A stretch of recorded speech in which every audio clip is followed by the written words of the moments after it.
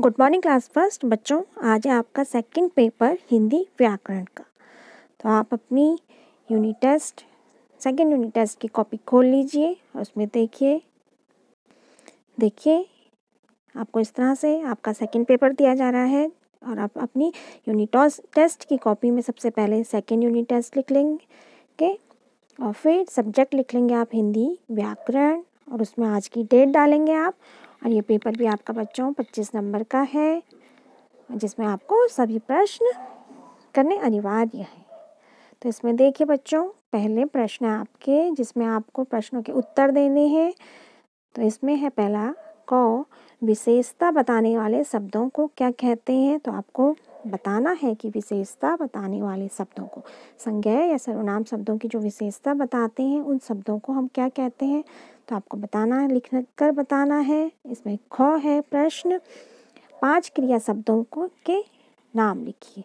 तो आपको बताया गया है बच्चों, काम बताने वाले शब्दों को क्रिया शब्द कहते हैं। तो आपको 5 क्रिया शब्दों के बारे नाम लिखने हैं। और फिर देख लीजिए दूसरा प्रश्न है आपका, विशेषता बताने वाले शब्दों की पहचान कीजिए। तो यहाँ पर आपको कुछ वाक्य दिए गए हैं जिनमें आपको विशेषता बताने वाले शब्दों को या तो अलग से लिख लीजिएगा या उन पे गोला कर दीजिएगा।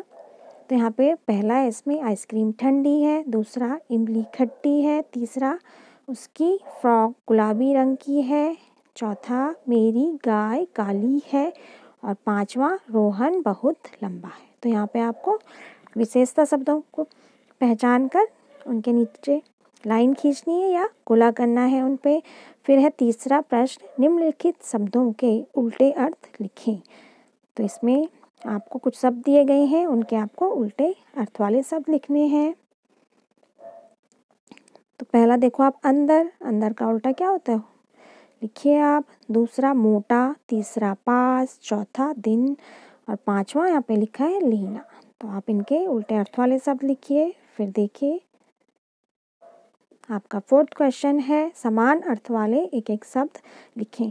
तो यहाँ पर आपको शब्द दिए गए हैं, आपको उसी के समान अर्थ वाला शब्द लिखना है सामने। तो जंगल को और क्या कहते हैं लिखिए, आसमान, वर्षा, पानी और घर। तो इनके जो समान अर्थ वाला शब्द होगा वो लिखिए इनके सामने। फिर आपका पांचवा प्रश्न, अनेक शब्दों के लिए एक शब्द लिखिए।